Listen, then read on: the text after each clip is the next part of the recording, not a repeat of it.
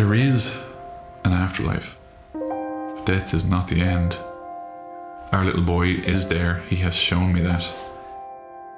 I want to find out more about it. I don't necessarily believe that I will get a full answer, but I will certainly look and try and find out what I can about where he is and where we all go.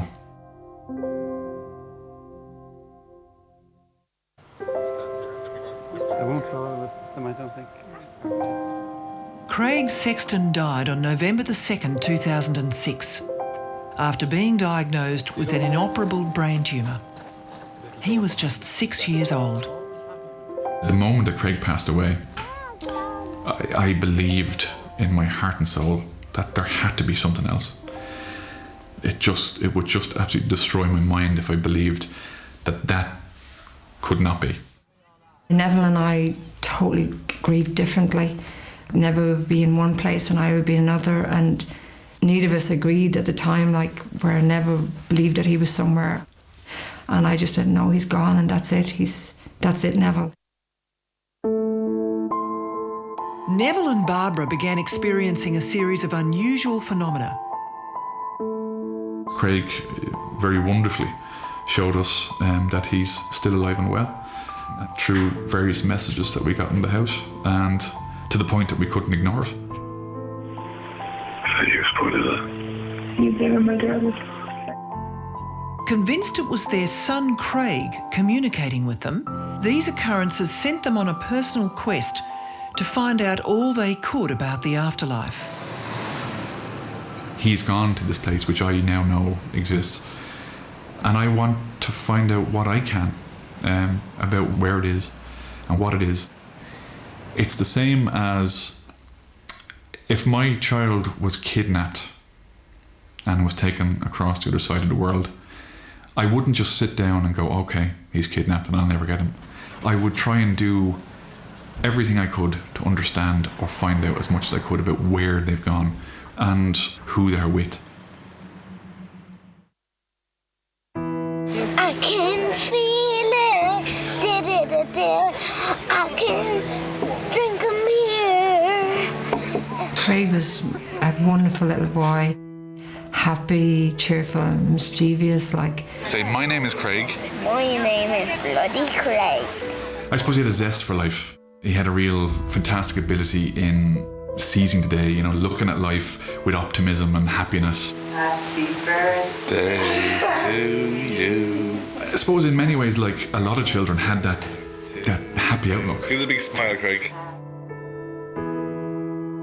He was just an amazing little boy, full of fun, full of laughter, like. Had a lot of love to give to his mum and dad. I never saw a child to have that much love for two people, like. Can I get a hug? Did that get a hug?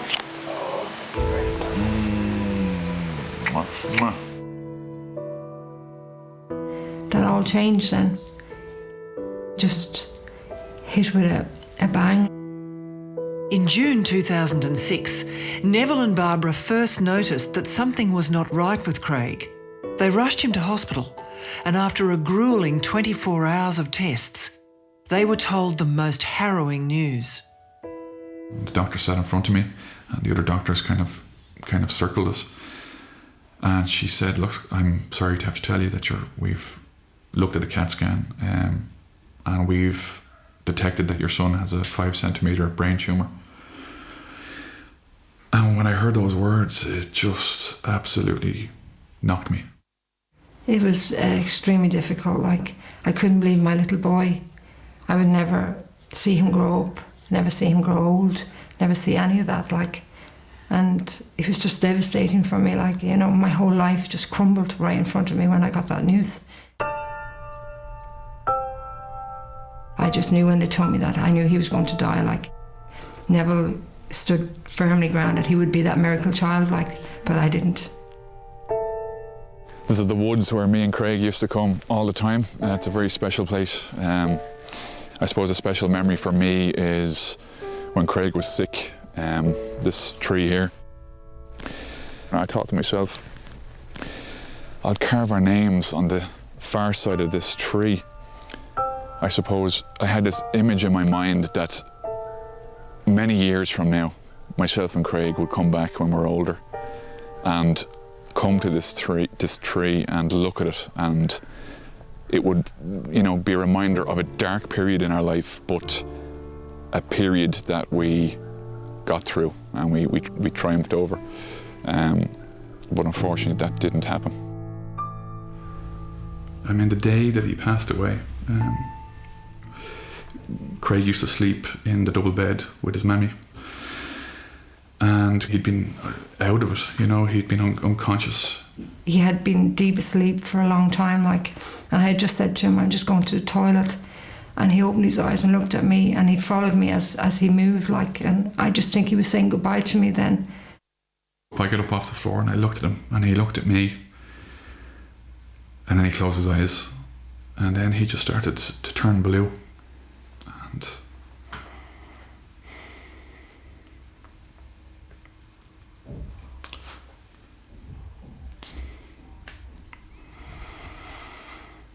it was very hard. It was the most difficult time that anybody that have lost a child to go through that, to see that, to watch your baby die like that. And me being a mother can't help him. It was just awful. And I spoke to him, and we held him, and I told him, that I made a story about, being in the woods and going for a walk, and he just stopped breathing. His heart stopped. He let out a final gasp, and he was gone. And I remember that moment. I had this feeling that it didn't make sense to me that Craig could just be gone. All the memories that we had, all the, his personality, all the things he did, all the things we did, it couldn't just cease to be. I remember the priest came along and, for the funeral arrangements, having to pick out particular psalms and stuff, and I just didn't want a bar of it. The irony, I suppose, was that I didn't believe in God, but yet I was being asked to pay homage to the glory of this God who could make a 6-year-old boy, smother and choke and to death. And that's where the anger came from. But I extinguished that anger very quickly because I don't believe in God, so I had nobody to be angry with. I acknowledge the spiritual intent of religion, and I go into a church and I'll light a candle, and I'll say a few words to Craig. But when Craig passed away, what I was left with was a sense of just pointlessness and confusion. What is the purpose of everyday existence? Why bother? What is the point in doing anything? Because at any given moment, the worst thing can happen, and did happen for us. And then we were, just exceptionally fortunate that we had messages from Craig that gave us strength to believe, to know that there is more to life, and there is a hereafter.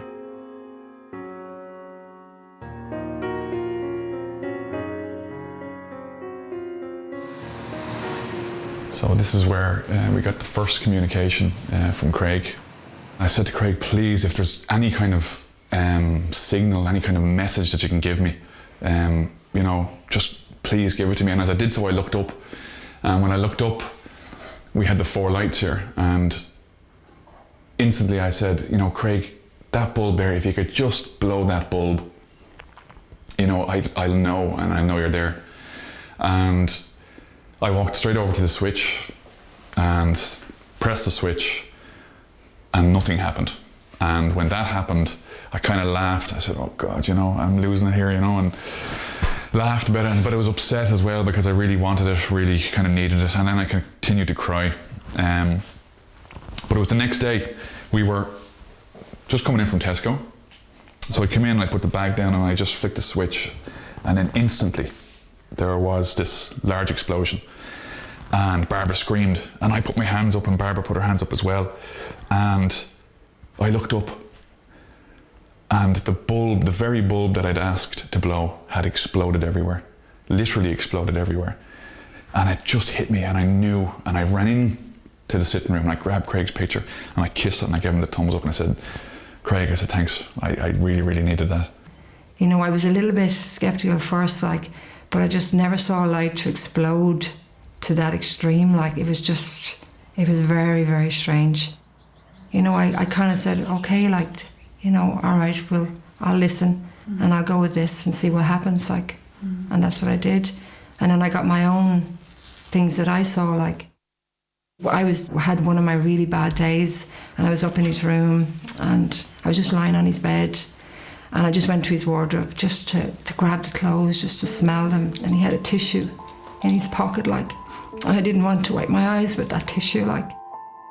And I went into the bathroom and that light just started going up and down, and I just called for Neville and I said, bring your phone, and he actually videoed it, like. And I just knew then, I knew that he was there, like. You there, my darling? All these different things that happen, if you look at them individually, they can all be reasoned away as just things that happen.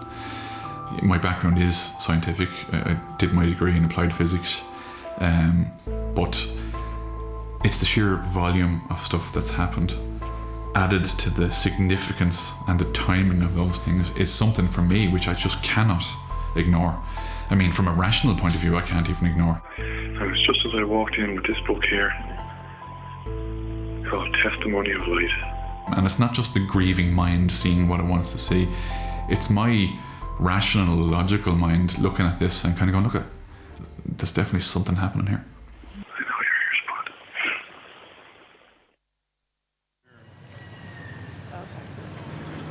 What do I do with this? You know, there's another aspect of life now that I don't understand, because if I'm to believe, and I do believe, you know, that was Craig, for me, from the scientific point of view, there's some common ground where the forces that govern whatever that is can interact with the forces that govern the physical scientific world. And it's put me in a journey of trying to understand what that is. Neville was desperate to make sense of the strange things that were happening in their home. Hoping that science could provide some answers, he's come to Trinity College Dublin, where he arranged to meet Professor Werner Blau in the Department of Physics. Flickering. It was a strobing effect, Okay. you know. The phenomena as such are not extraordinary. No, as an individual As an individual thing account. to happen, yeah. However, if you talk to other people, and I've met people that said, you know, when my grandmother died, a light bulb blew. Yeah. Obviously, I can say to you, you know, get your house rewired. We had this as well. What the issue really is the coincidences and the correlation between those events. Absolutely, that's the and key. Communication, and that leads you to the communication issue. And if you said to somebody 100 years ago, you can ring your son-daughter partner in Australia, or you can send a mail to South America 20,000 kilometers away within 2 seconds, that would have been totally out of the reasonable. So in a sense, you know, that there are communication channels which we do not understand is something which I can very, very well see, and these may open up. Is science at a point now where it needs to make a breakthrough here? We've always been at a crossroad, and that's what science essentially is, and that's what makes science so exciting, because there is always something to do. There's always something we do not understand. And I think this is part of the normal human inquisitiveness. Obviously, it's our objective and our obligation. Duty. Duty. That we need to find out and try to understand it. And as we move on, we immediately find one thing, and the next time It opens the door for more issues, exactly. Yeah, I think that's the basic issue. And that opens up new doors for investigation and adventure and so on. Yes, exactly. For me, just to have a conversation with somebody who's representative of the forefront of science and to get to pick their brain and probably confirm with me that science is, you know, at a stage where there's a lot of opportunity, a lot of ground still to be made. That in itself has an intrinsic value to me, and it's great.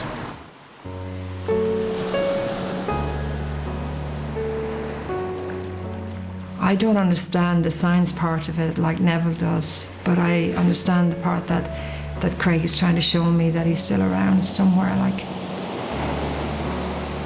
the first time Neville told me that he got that communication, I didn't believe in anything like that at all. Like, no. At first, like, I was struggled. I just thought that when you died, that was it. You were just gone into a black hole and that was the end of everything. But when Neville told me about the first sign and when I was there and I had witnessed those lights, it was just a wonderful. I just couldn't believe that my son was, you know, he was trying to show us that he was still around. Yeah. And it just gave me hope.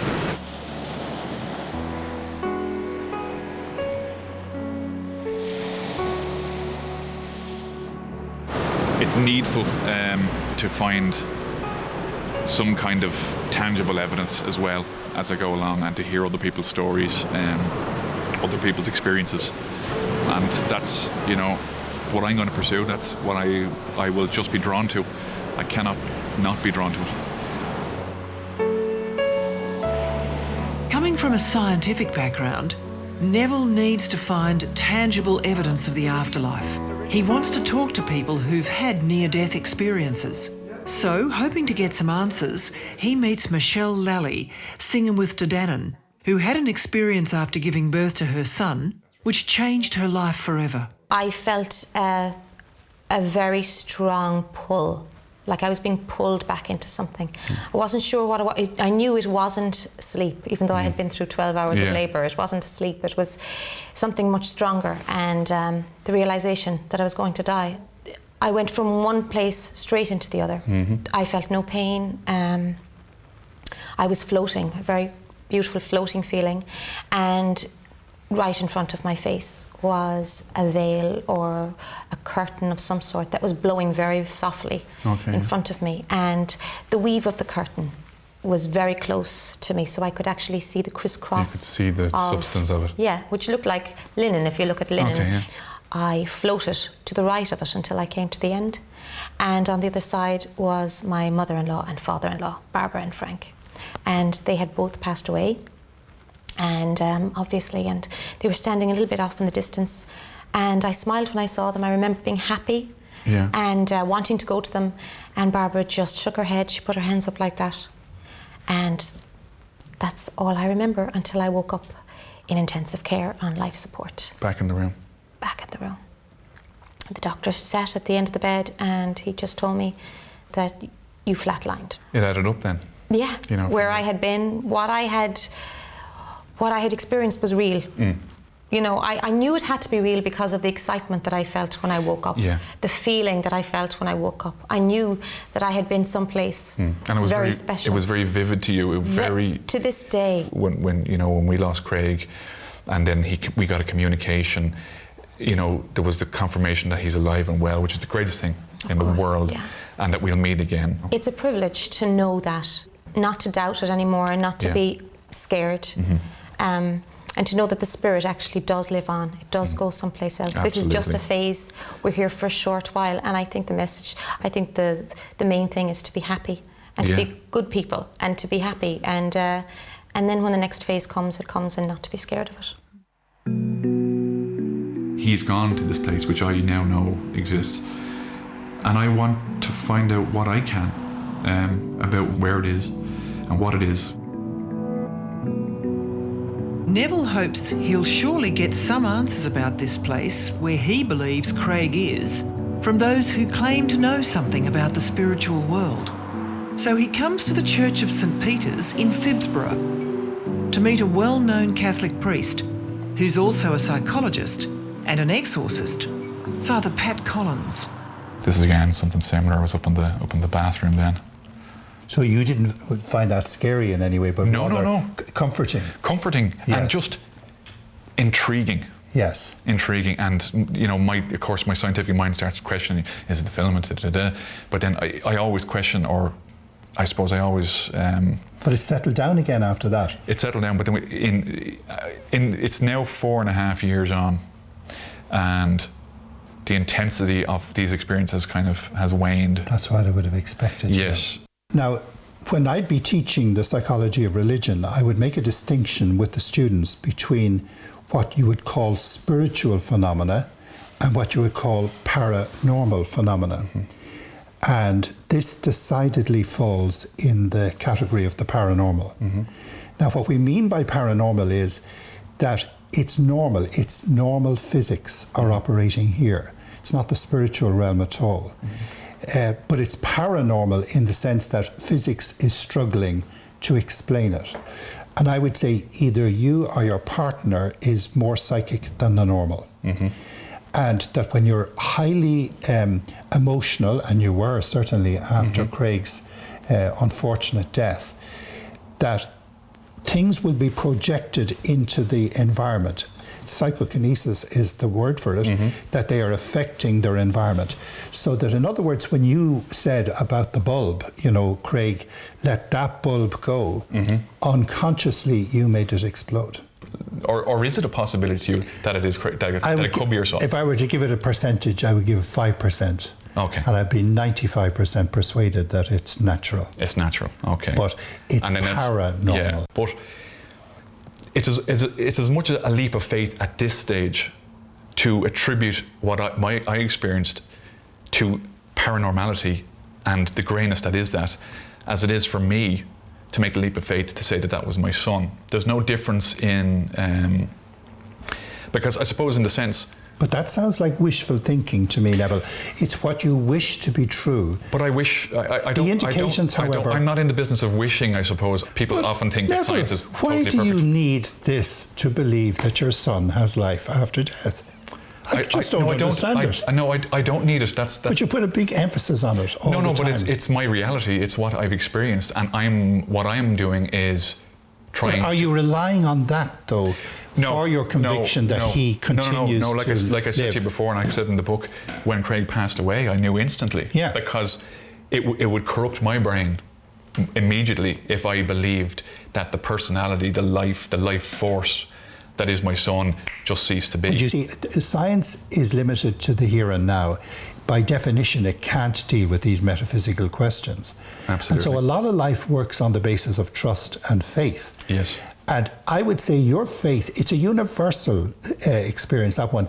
Love cannot die. Now, the Bible actually says that death cannot quench the flames of love. Mm-hmm. And that we get this intuition, this spiritual thing we had, that can't be the end of that. Mm-hmm. It must perdure in some way or other. And let me say, Neville, I mean, although our worldviews are different, I was enormously impressed by the love that you had for your son. Thank you very much. I really appreciate that. And your love for Craig reminds me, in my worldview, of the love of God the Father for each one of us. And I think that's the great mystery that enwraps all of us, as far as I'm concerned. Meeting with these people hasn't changed anything for me. Discussions with science and discussions with religion they're interesting, but they're only really a kind of maybe just a starting step on a journey that I'm on, and maybe I'll find more along the way. Today, Neville and Barbara are parents again. Their 2-year-old son Dean has brought happiness and hope back into their lives. Dean is just full of life, full of laughter, and he just keeps me on my toes, and he's just an amazing little boy, and love him to bits, and he's just brought so much happiness into our life again. And when he's older, I'll be able to explain.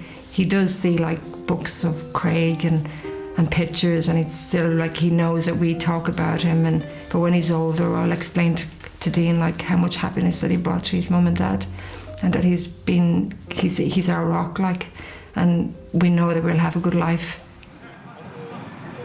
He gave us such a lovely, warm sense of being a family again. Gave us, I suppose, a real reason for living, because one of the things that happens is you struggle with is, what's the point in being here, you know?